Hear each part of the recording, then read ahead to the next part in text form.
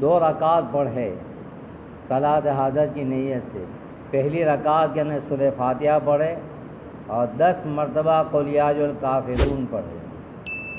پہلی رکعت میں سورہ فاتحہ اور 10 مرتبہ قل یا ایھا الکافرون، اور پھر رکوع کرے، پھر سجدہ کرے، سجدہ کرنے کے بعد پھر کھڑا ہو جائے۔ دوسری رکعت کے اندر پہلے سورہ فاتحہ اور 11 مرتبہ قل هو اللہ احد پڑھے۔ یہ 11 مرتبہ پڑھنے کا، پہلی کے اندر 10 مرتبہ، دوسری کے اندر 11 مرتبہ۔ پھر رکوع سجدہ کر لیا اور پھر قاعدے کے اندر التحیات، درود شریف، دعا پڑھی اور سلام پھرائے دونوں طرف۔ سلام پھرانے کے بعد اللہ اکبر کہہ کے سجدے میں چلا جائے، وہیں بیٹھے بیٹھے دونوں طرف سلام پھرا دیا، پھر بیٹھ کر کے اللہ اکبر کہہ کر کے وہ سجدے میں چلا جائے۔ پہلے سبحان ربی الاعلیٰ 3-5 مرتبہ پڑھ لے اور پہلے درود شریف پڑھے 10 مرتبہ، پھر تیسرا کلمہ پورا 10 مرتبہ پڑھے، سبحان اللہ والحمد للہ ولا الہ الا اللہ واللہ اکبر ولا حول ولا قوۃ الا باللہ العلی العظیم۔ پھر ربنا آتنا فی الدنیا حسنہ وفی الآخرۃ حسنۃ وقنا عذاب النار۔ یہ ہر ایک کو 10 مرتبہ پڑھے، جب اللہ اکبر کہہ کر کے بیٹھ جائے اور اپنی جو بھی حاجت ہو اس کے بارے میں دعا کرے اللہ تعالیٰ سے۔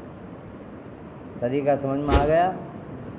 پہلی رکعت کے اندر سورہ فاتحہ اور 10 مرتبہ قل یا ایھا الکافرون، دوسری رکعت میں 1 مرتبہ سورہ فاتحہ اور 11 مرتبہ قل هو اللہ۔ پھر سلام پھرانے کے بعد اللہ اکبر کے سجدے میں چلا جائے اور پہلے سبحان ربی الاعلیٰ پڑھ کر کے پھر 10 مرتبہ درود شریف، 10 مرتبہ تیسرا کلمہ اور 10 مرتبہ ربنا آتنا فی الدنیا آخر تک، اور پھر اللہ اکبر کہہ کے بیٹھ جائے تو اللہ تعالیٰ سے دعا کرے۔